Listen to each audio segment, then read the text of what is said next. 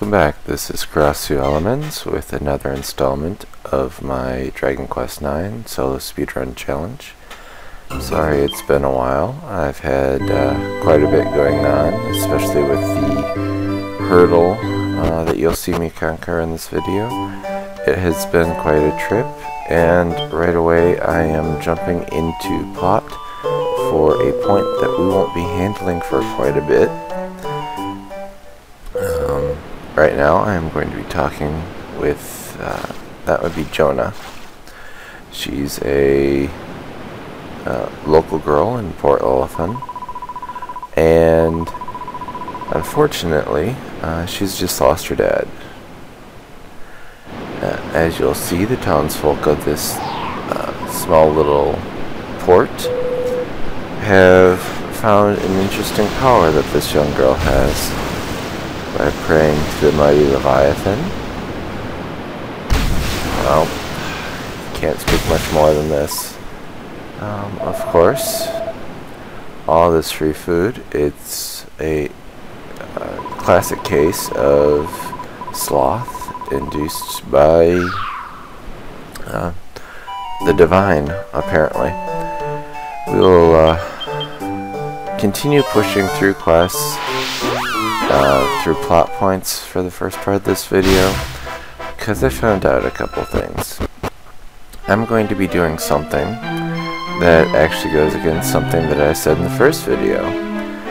How Kostaki had mentioned that alchemy is not worth it. I find that by doing alchemy, I actually am able to shortcut my way through this first hurdle.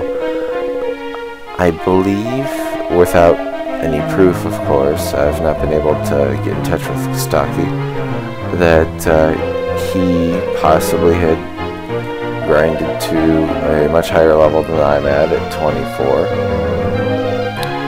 And because of that, I do need to compensate with gear. And that's what I'm going to be doing. I'm going to be doing alchemy. But right now, I'm advancing more story. This is All Trades Abbey, where you're supposed to go immediately after the last, or immediately after you touch down on the Starflight Express. And what's happened is that the head priest has disappeared, and now I'm just talking to the various quest triggers to be able to continue on. First, this maid, who says that she had spoken with the abbot, and I believe sliced a fruit for him. What I'm doing is not finding what I was looking for. And while this is a speed run, that actually doesn't matter at this point. And right here you'll have the second person you need to talk to, a martial artist. And now that we've talked to both of the plot points, Stella pops out and says that something fishy's going on. You should talk to the other priest up there. And because she functions as the guide throughout the game, I get to say that Costella says that we should search for Abbot Jack.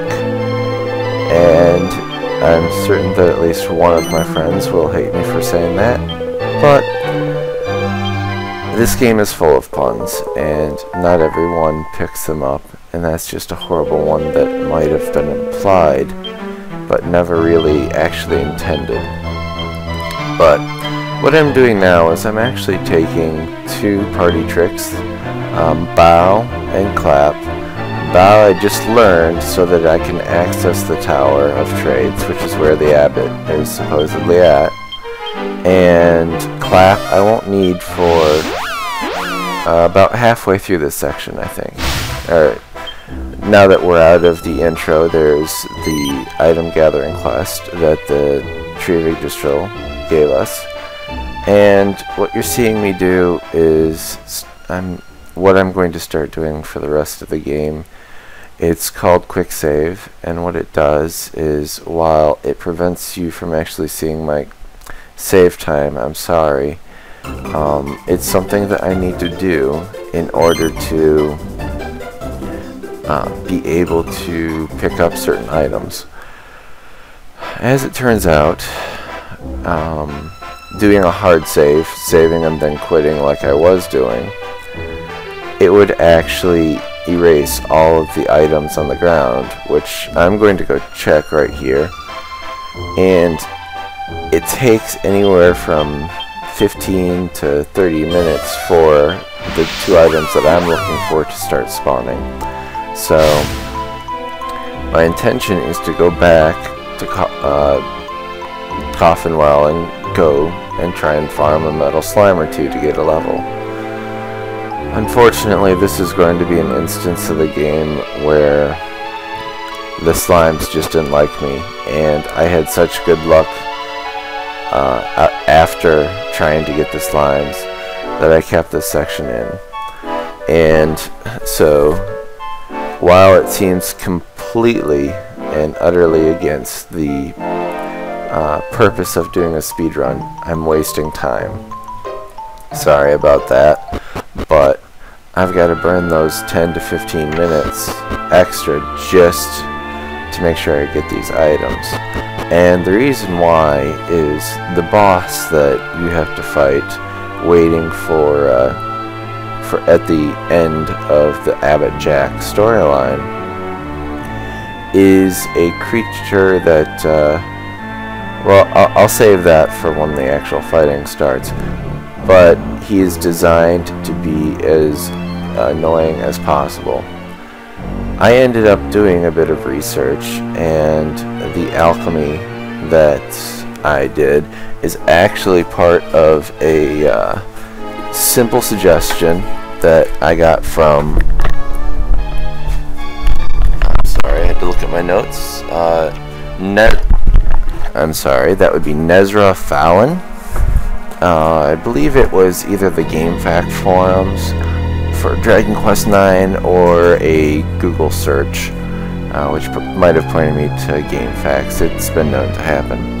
But what happens is, taking some of the loots that I've gotten from grinding for XP before the White Knight fight, and a couple of the one of the boss drops, and the items on the ground. But this is another instance where I was getting tired of waiting for the spawns to actually kick in, and I believe I forced an engagement very early on. Couple minutes in with no spawns of metal slimes. But I've seen several fights where, I'm sorry, I haven't seen several fights. During my research, I saw a video of people doing this fight solo, and I'm not sure they were doing a speed run, but they were level 30, and I don't believe that looking at the experience charts for a minstrel, that's probably at least another 20 to 30 possibly metal slimes from where I'm at right now, and that wasn't something I could risk. So that's what prompted me to waste 15 to 20 minutes trying to farm a single or metal slime or not. During one of my tests, I actually did do a bit of level grinding. I went to level 26, and while I fared a little better, it wasn't enough of a change, and I decided to continue doing some research, and that's when I found this suggestion. What it is it is taking this time to go back to Stornway, and unfortunately as I had mentioned early on, I did not want to, but I went into the Quester's Rest, which is the name of the inn run by Aaron and Patty. And as part of a reward for defeating Morag, you gain access to the alchemy system. And alchemy is what Kostaki said would not be worth your time. And this is going to be one of those instances where I will disagree. While it is a bit of a lengthy introduction, both from Aaron for going back into the Quester's Rest after defeating the White Knight, and again, after getting the after killing Morag, you get an introduction to the alchemy pot, and then you're forced to do a certain set of basic introductory alchemy. And as I said, the metal slimes here did not like me. I've encountered enough to have leveled me, but according to the minstrel experience chart, I need just over 1 metal slime. And I believe this is actually getting close to the point where I realized that they were just going to taunt me. And as frustrating as it was, I close but no cigar for the entire time. And what I ended up doing was, I believe, 1 more, and then I left. All the other enemies in here are worth about less than, let's say, maybe 5% of what a metal slime is worth.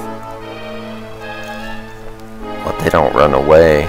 I could have obviously killed as many of those as I wanted, but that would have only enabled me to reach level 25 at best. I was hoping to at least push my way closer to 26 so that the upcoming boss battle would have helped, because I've done a bit of practice. Originally I tried to go for the boss, go for the boss after this one, so that I could get access to a better weapon that you get as from a shop, or as a reward for going further into the storyline to defeat one of the major problems that you run into from the boss that I'm fighting.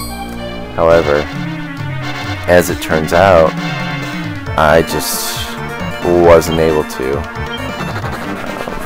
The reason you noticed the cursor was going green was I was trying to use the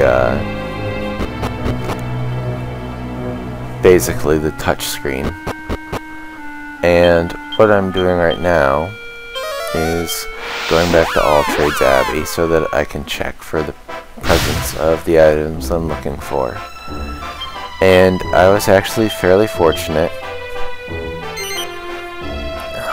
Again, you see me quick saving. It did nothing at this point, but I was testing some of the information I found, because, as I said, you cannot do a hard save and keep the items on the ground. And that's what happened, was because I was hard saving and not quick saving, all these items had disappeared. And it does turn out that this method works, and I've been using it since on my cartridge playthrough, just trying to gather my senses, as it were. There's a maximum of 3 lava lump spawns. I only needed 2, so I was fortunate in that regard. And the other item that I need is over here through this dry, not quite desert area. It's kind of like clay, I guess. But I need 3 lumps of iron ore. So what I'm going to do is take myself back to Stornway, and we could enjoy a bit of an expose.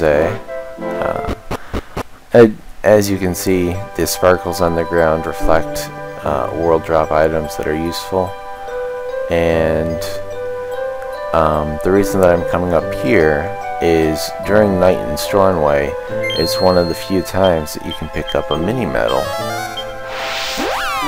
And I'm not entirely sure if using the zoom there actually saved time, but it felt like it, so I can't be certain. Mini medals are what I was going to need if I was going to use the other technique once I beat the boss after the one that's been giving me difficulty.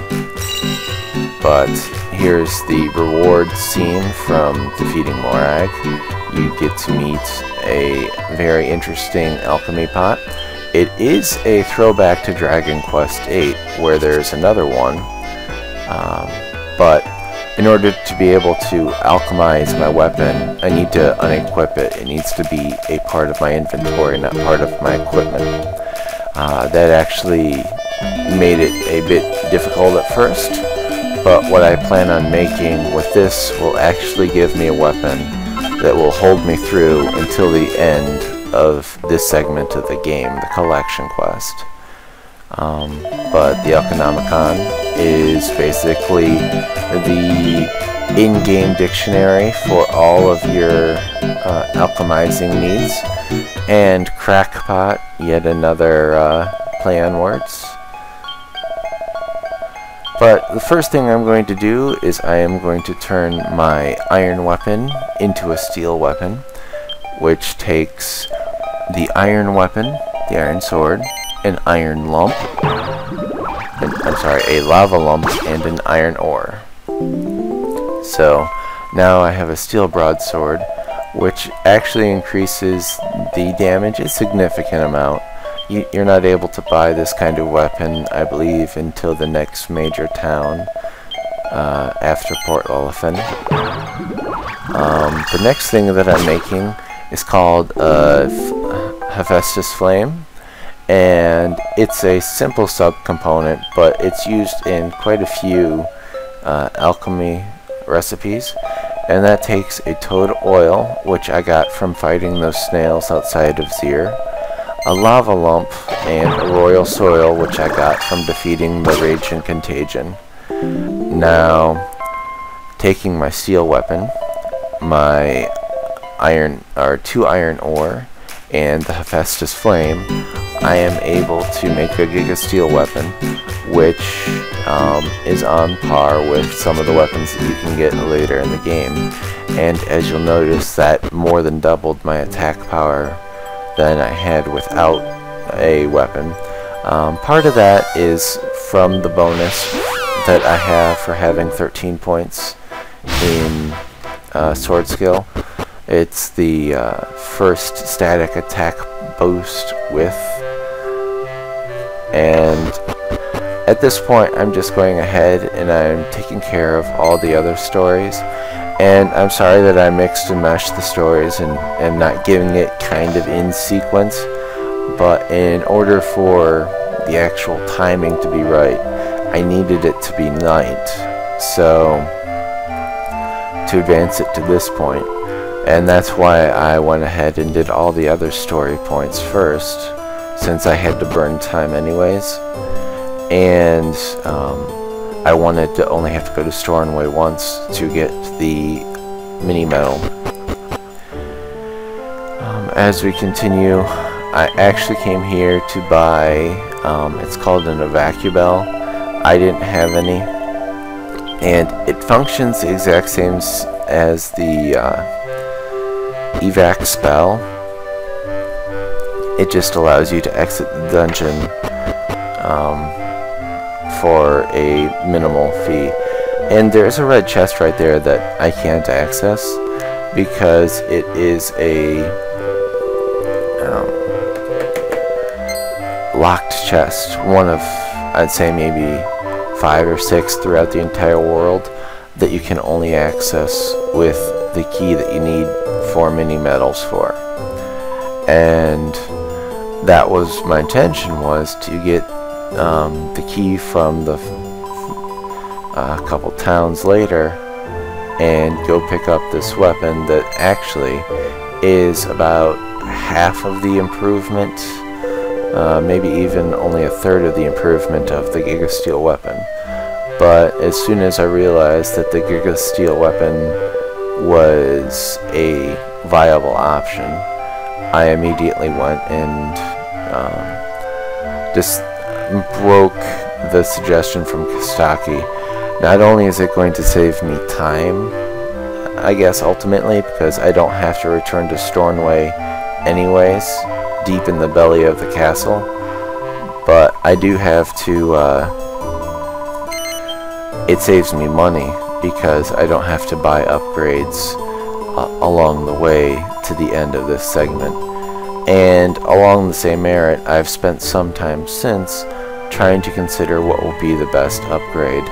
And I was looking at what I believe would be the ideal weapon, except you cannot get the base for it without, unfortunately, getting 32 mini medals, I believe it is. And there aren't 32 mini medals statically all the way until the end of the game. So I'm not able to get my end game weapon nearly as well as I'd hoped. But there is one weapon a stage below it that is just as complicated to make,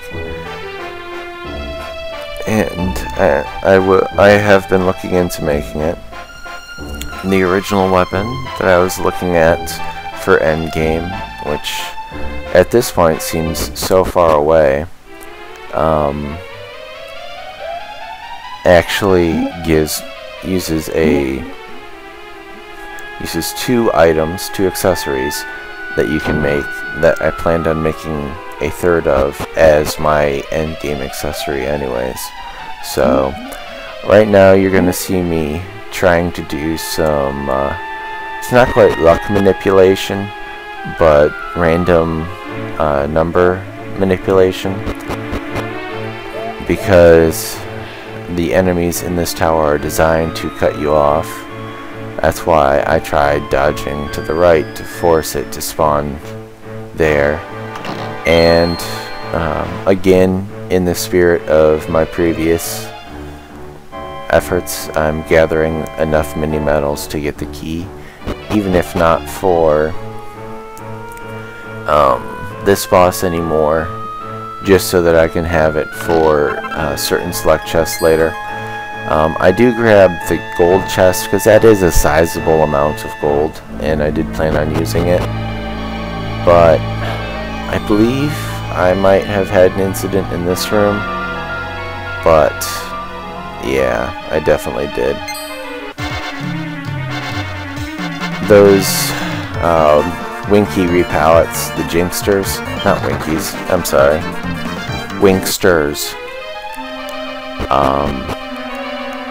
will charge right at you, and it's quite irksome, but basically I didn't run into any problems.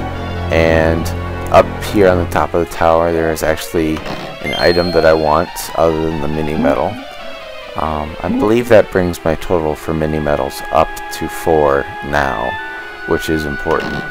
But Phial of Magic Water is something that, had I realized was here before, I might have tried burning it as part of my original attempts.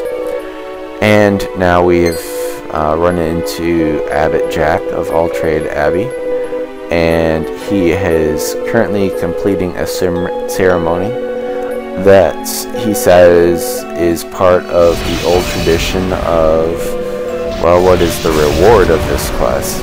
And unfortunately you won't see me taking advantage of the reward, just like you didn't see me taking advantage of the alchemy pot until just now, until much later in the game. And we run into this nice little priestly cell clone for all you Dragon Ball fans. And as per most of the artwork and the rest of this game, inspired by the artist of Dragon Ball, you now fight Master of None. That is right. He is a jack of all trades and a master of none.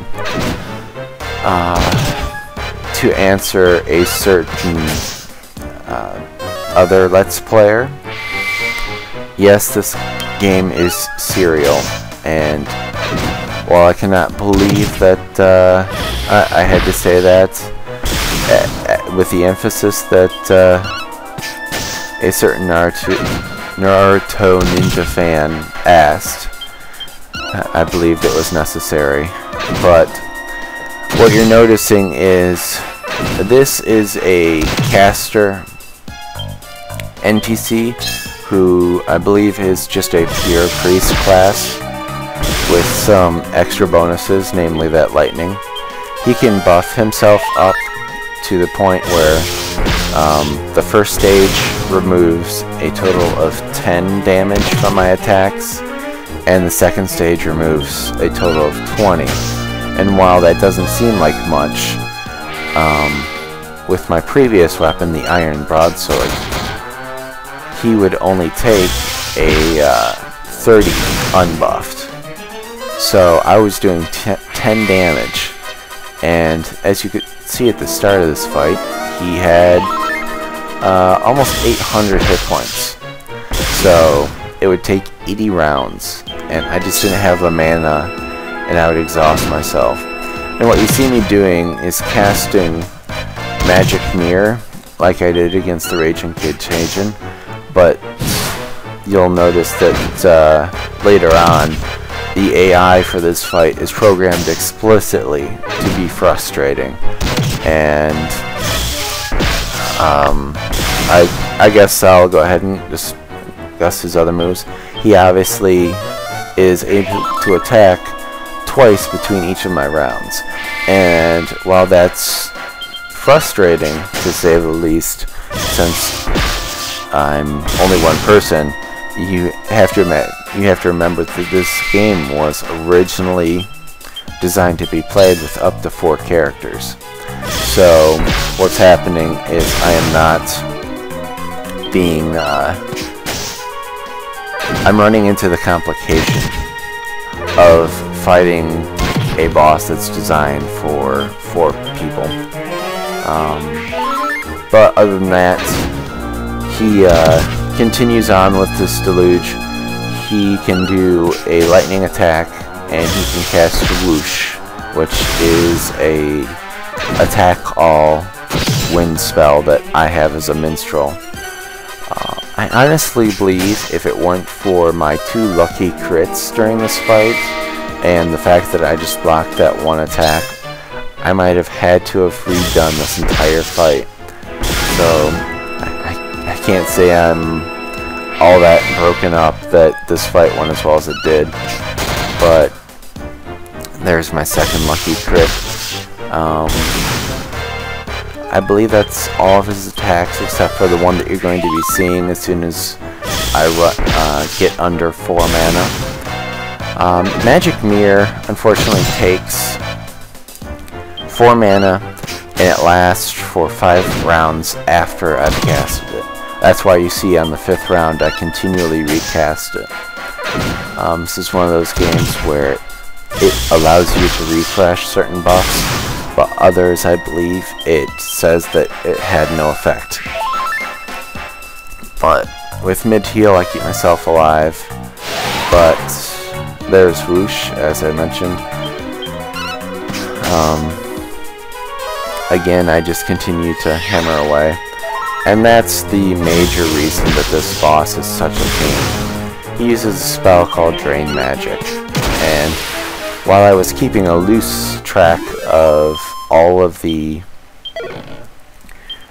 damage dealt to him in this fight, I wasn't quite certain. But the reason that he is so deadly in that fight is he will drain 6 magic per player round with Drain Magic, and 2 Drain Magics is 3 mid-heals. So unless you have magic mirror up, this is why I say he's programmed to be against the player, he will drain your magic. But since you don't have it up, it does nothing, so instead he uses his turn to attack you. And with that, we're actually nearing the end of the first segment of the collection quest. We've gathered the flapping fig, as Stella so poignantly points out. And with that, we are 1 out of 7 Dragon Balls towards the future.